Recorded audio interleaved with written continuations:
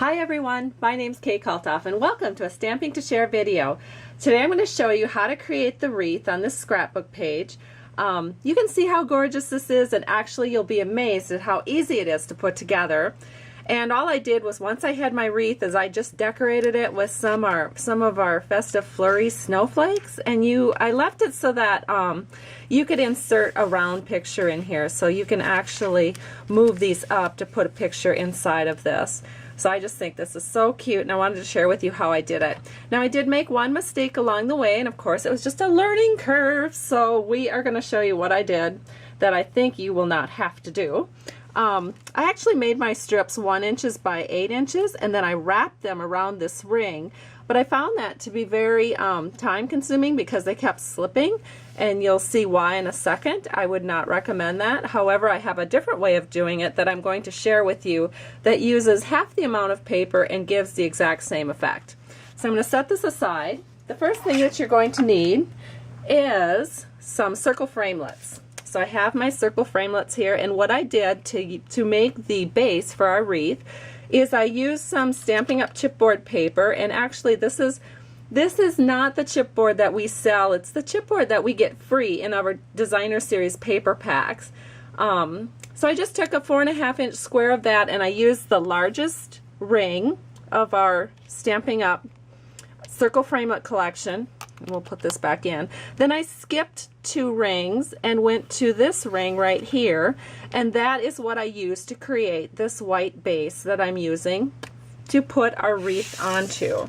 Then for the center portion of our wreath, I took a darker piece of paper, which in this case is Island Indigo, and going to the second one down, I cut that out. So now you know my exact circle framelits that I used to create this project. And so the next step is to put the space down, and what I like to do first is put snail all the way around it. Now I'll be using snail quite a bit on this project, so just know that.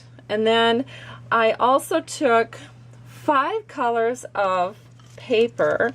Actually, I'm not sure if they're the same cardstock piece or not, because you know they're two-sided, and I cut them at 1 inch by 4 inches. So I just found a combination that I liked, and so these are the colors that I liked, and they're 4 pieces. So actually you'll need 20 pieces altogether, and again that's cut at 1 inch by 4 inches. So really just 5 pieces of paper at 4 by 4, and then you cut them into 1-inch strips.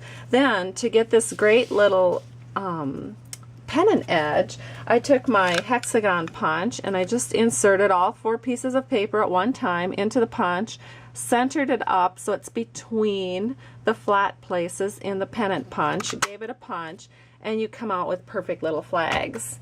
I love that. Alright, so now how do we do this? Well, the first thing I discovered is it's nice to have kind of an anchor to start with. So just go ahead and do north, south, east, and west. So I've got my darkest color of paper here, and I'm just going to anchor this north and south and east and west. And that is going to help me gauge my distance and my positions for the rest of them. So we've got that much done. Then what I'm going to do is take this nice light piece of paper. I always like to do a little bit of nice contrast, and so we're just going to set this. And again, if you don't burnish this down, if you leave it a little bit loose, at the end you can just gently move these around so that everything is evenly spaced. So that's what I did, is I just made sure that I didn't burnish them down too much. You want about the same spacing. Then I went ahead and I'm going to work now from, well, this is, I consider this from the right side. Now we're going to work from the left side of my darker color. So we're going to take some more paper here, and then we're just going to space this in on the left side of that darker color. So we'll just do this all the way around.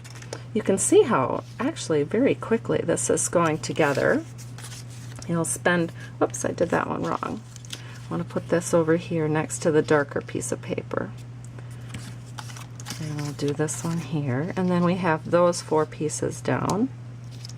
All right. And then we have 2 more to go. Oops. All right. So we're going to take, I think we'll take this nice gray here. And we're just going to set this in right here. And you can see that I am not putting too much pressure on here because I don't want these too tight in here. But now we're going to need some more snail because I have used up all of the snail that I had exposed. And so we're just going to add a little bit in that little bit of a wider space where we're putting our last pennant down. So that all goes in right here. Oh my, I think I did a pretty good job evening these all out. There we go. Last one here. See how quick that was? And then you can just kind of look it over and decide if you need to move anything, space it around. But I think this looks pretty good. I'm very satisfied with it. So now the next step is you can either use glue or snail. And I'm just going to go ahead and use snail since I have it so nice and handy. And I'm just going to put some snail all the way around this outer, this inner ring. And then I've just got my Island Indigo circle. We're just going to set it right here. And then all that is left for you to do is to decorate with some snowflakes. So you can see on this one, the completed one, I have some snowflakes like this on each side. And then to put it down on the scrapbook page, I actually just used dimensionals through the center here. And that's all there is to it. Hope you have a great day, and thanks so much for stopping by Stamping to Share. Bye-bye.